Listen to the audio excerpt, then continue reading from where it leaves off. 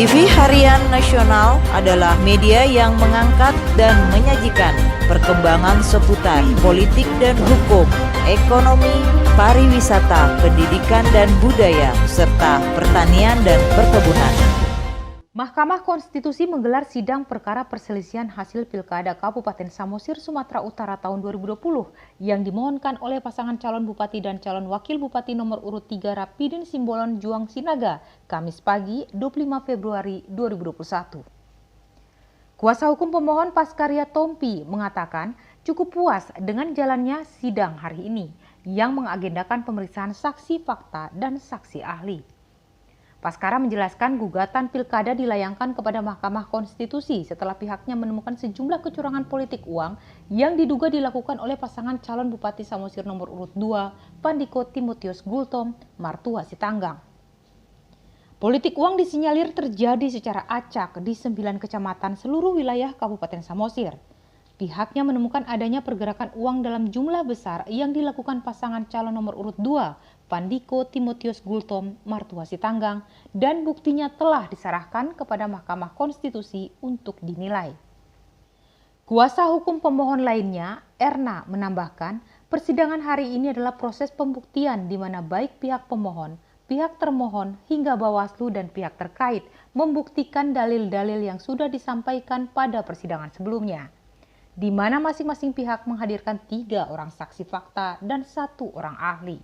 Sidang perkara Samosir kami cukup puas ya gitu, karena penanganannya baik, kemudian pelaksanaan sidang juga baik, sebagaimana marwah Mahkamah Konstitusi. Dalam dalil permohonan kami mewakili pemohon, terdapat kecurangan yang luar biasa dalam pelaksanaan pilkada di Kabupaten Samosir 2020. Tentunya kecurangan luar biasa ini yang kami stressing adalah perihal politik uang yang terjadi secara acak dalam 9 kecamatan di seluruh wilayah Kabupaten Samosir, Mas. Jadi ada fakta di lapangan, Mas, yang menurut saksi adanya pergerakan uang dengan jumlah besar. Oleh karenanya fakta tersebut kami hadirkan kepada mahkamah untuk dinilai, Mas. Pergerakan uang tersebut terjadi pada pihak paslon nomor urut 2. Tentunya sebenarnya tidak ada relevansinya ya dengan substansi persidangan gitu, karena pada prinsipnya partai politik berhak mengusung siapapun. Kalau dalam Pilkada Samosir, saya juga kurang tahu berapa banyak partai politik yang mengusung. Kalau kami pemohon, partai politik yang mengusung adalah PDI Perjuangan. Selisih suara kita sekitar 11.000. Memang dalam praktek pilkada, Mas, ataupun pemilihan, selisih suara yang demikian besar itu biasanya memang disebabkan karena adanya politik uang. 17 yang dijelaskan oleh Bapak. Yang selanjutnya kami masuk ke video 18 yang mulia.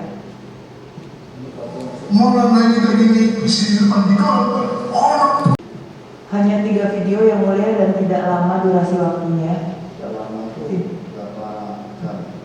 Tidak yang mulia, beberapa menit ya. Durasinya berapa menit masing-masing?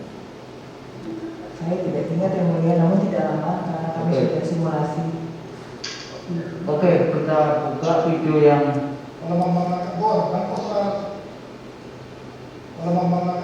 sudah hadir yang mulia Bapak Jamorlan Siahaan.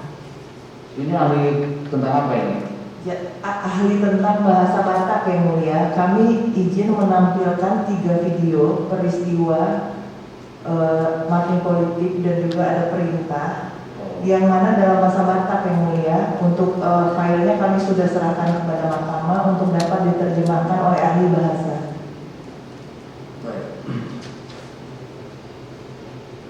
Pak Jamurlan Siahaan mana? Agamanya Kristen ya, Pak? Agama Kristen, Pak? Kristen, Pak.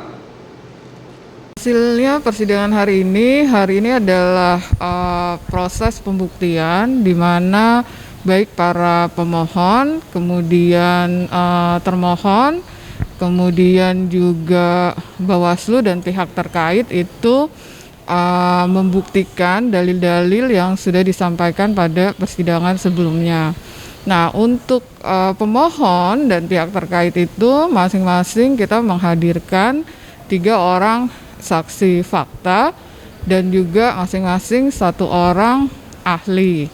Nah, dari kami, dari 3 saksi fakta itu memang menunjukkan dari keterangan mereka adalah bahwa ada politik uang dalam proses pemilu kada di Samosir.